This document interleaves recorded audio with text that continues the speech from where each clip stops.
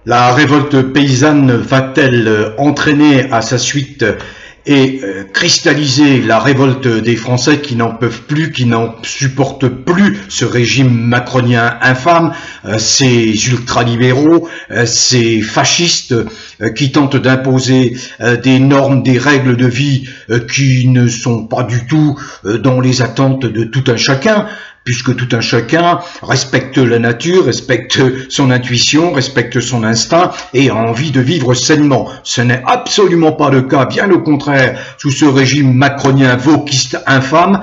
Parmi ceux qui le ressentent le plus, eh bien, c'est une catégorie socio-professionnelle qui est malmenée depuis des décennies. Malmenée par qui? Par ceux qui l'ont fait prisonnière, cette catégorie socio-professionnelle. Ils se sont fait enfermer par des concepts ultralibéraux imposés par l'Union européenne. Vous savez, c'est la politique agricole commune qui devait rendre heureux tous les agriculteurs, sauf que les règles d'attribution des aides, je ne suis pas un spécialiste du monde agricole, mais les règles d'attribution des aides sont démentes dans la mesure où on va vous aider si vous étendez la superficie exploitable de votre exploitation. Ça veut dire que c'est la mort programmée. Je me souviens à l'époque, dans les années 50-60, vous savez, le remembrement. Il fallait absolument que les exploitations grossissent en nombre d'hectares. On a vu le résultat. Eh bien, on est là dans la continuité de cette idée complètement imbécile qui prive de plus en plus de jeunes fermiers, des exploitants agricoles, des éleveurs, eh bien de leur manne quotidienne. Non, il faut créer des immenses exploitations à l'image de ce qui se passe aux États-Unis, qui n'est absolument pas le modèle à suivre, les États-Unis étant un agglomérat de gens qui ont sacralisé l'argent. Il n'y a plus que l'argent qui compte, quitte à écraser tout le monde, vos frères, vos sœurs, vos amis, voilà. Donc, on est dans cette situation. Les agriculteurs qui restent sains d'esprit, vous savez, qui ont hérité de la tradition agricole, de la tradition paysanne, eh ben, se sentent mal dans leur peau, parce qu'ils veulent vivre de leur terre, ils ne veulent pas vivre de subsides qui arrivent de l'Europe, soi-disant, mais qui les enferment, qui les emprisonnent, qui les lient. Ils sont mains liées. Ils n'ont plus la satisfaction d'obtenir un gain qui vient véritablement de leur travail. Ils sont complètement dépendants, ils sont fonctionnalisés. La contrepartie de ça, c'est que leur nombre diminue d'année en année. Il y avait encore, il y a 10 ans, près de 500 000 agriculteurs en exploitation agricole, et il n'y en a plus que 390 000. C'est-à-dire que 100 000 exploitations agricoles ont disparu en l'espace de 10 ans. Sans retourner encore plus loin dans le passé, où il y avait encore 1 million et demi d'agriculteurs. Bon, malgré les alertes lancées par les responsables des syndicats agricoles, je parle de ceux qui sont représentatifs, en particulier la coordination rurale. On ne peut pas parler de syndicats agricoles en parlant de la FNSEA, qui est un levier de transmission qui est aux mains d'un richissime qui se prétend le président des agriculteurs. On peut même pas parler des jeunes agriculteurs qui trahissent l'idée même noble de la culture, de l'exploitation, de l'élevage. Non, ils ne voient que le profit, ils sont aveuglés par le fait de grossir, de devenir des richissimes exploitants agricoles. Donc, leur nombre diminue d'année en année. Alors, c'est face à cette érosion morbide qu'ils se révoltent, qu'ils prennent conscience qu'il faut arrêter le massacre. Or, ils ont en face d'eux des interlocuteurs les pires qui soient, c'est-à-dire ce sont des macronistes qui sont dans l'idéologie destructrice de l'humanité. Alors, eux, ils n'échappent pas à la destruction voulue par le Macron. Macron n'en a rien à foutre. Il est jamais allé voir caresser le derrière d'un culard, vous voyez. Il connaît rien à la campagne de Macron. Il applique. On lui a dit, tu massacres. Là, von der Leyen, vous savez, von der Leyen, il faut massacrer tous les agriculteurs français qui nous empêchent, nous, de grossir, de prendre des bénéfices. Alors, les agriculteurs français vont les massacrer, tous. Voilà, c'est ça Macron, hein. Il n'y a que ça. Donc il se produit aujourd'hui quoi? Eh bien, après des mises en garde, des menaces, etc., la décision a été prise principalement par des agriculteurs, des groupements d'agriculteurs indépendants, sous la houlette par exemple de Sébastien Bayrou, qui subit même des menaces du fait de son engagement, Sébastien Bayrou, ou la coordination rurale avec Pierre-Guillaume Mercadal, ce sont des noms qui arrivent, qui émergent, ou Patrick Legras, ou ces agriculteurs se réveillent, et ils attendent quoi, ces agriculteurs?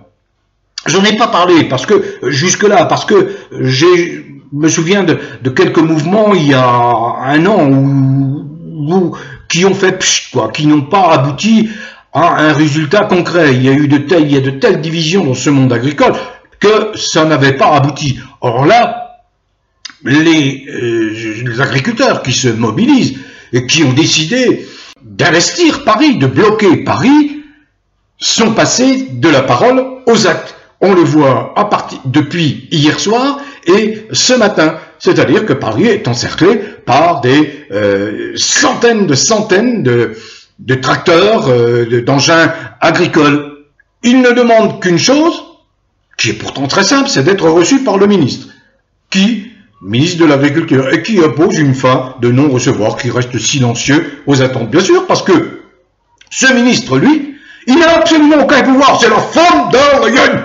D'ailleurs, dans un triste état de santé, mais bon, ça c'est son affaire, c'est son problème. Vous savez, il y a le karma, tous les gens qui font du mal sont rattrapés par le karma, à un moment ou un autre. Le Macron, il va payer très lourd la facture, très cher. Il se produit une mobilisation forte à Paris.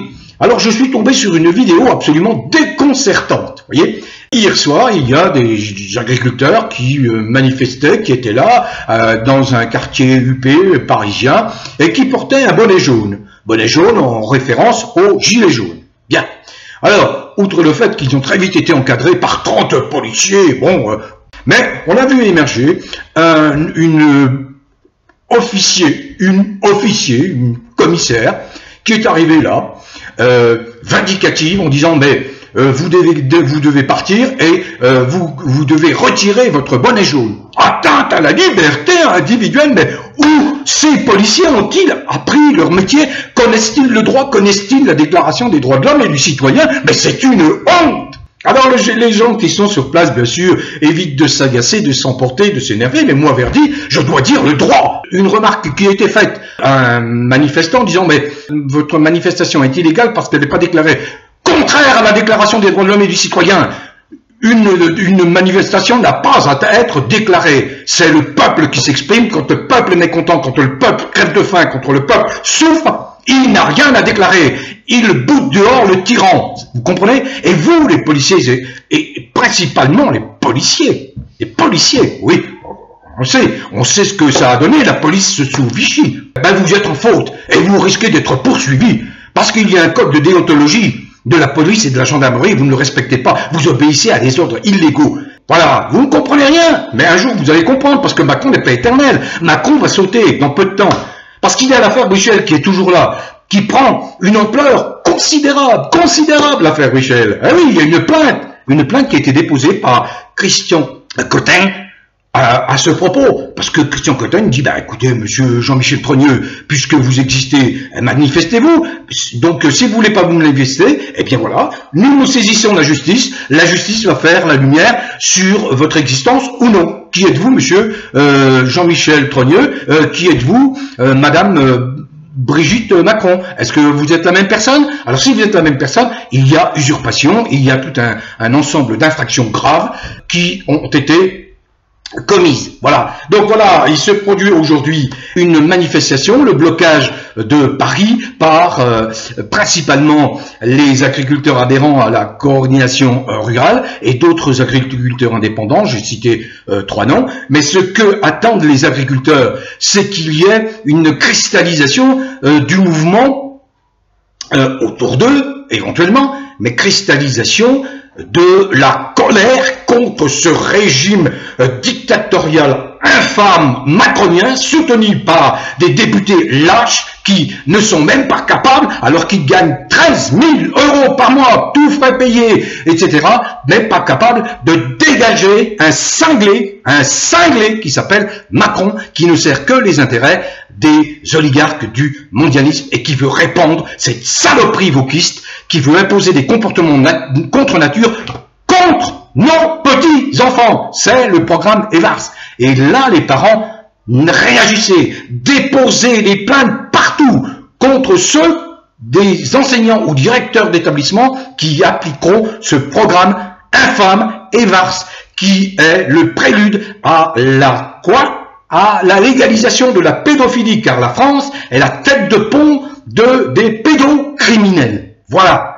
Alors, j'espère bien que de nombreux Français, des corporations, je ne parle pas des syndicats lâches, inexistants, ou la CGT, ou la CFDT, ou la CFCC, tout ça, ce sont les magouilleurs qui trempent dans le système, qui profitent du système. Non, il faut effectivement que beaucoup de Français, éventuellement, se réveillent sous la bannière gilet jaune et viennent soutenir ce mouvement des agriculteurs qui est en passe de mettre en grande difficulté, s'ils tiennent le coup cette fois, de mettre en grande difficulté ce régime infect, infâme, encore une fois soutenu par des parlementaires lâches, hein, qui ne veulent pas le destituer. Mais tous ces gens-là auront des comptes à rendre le moment venu.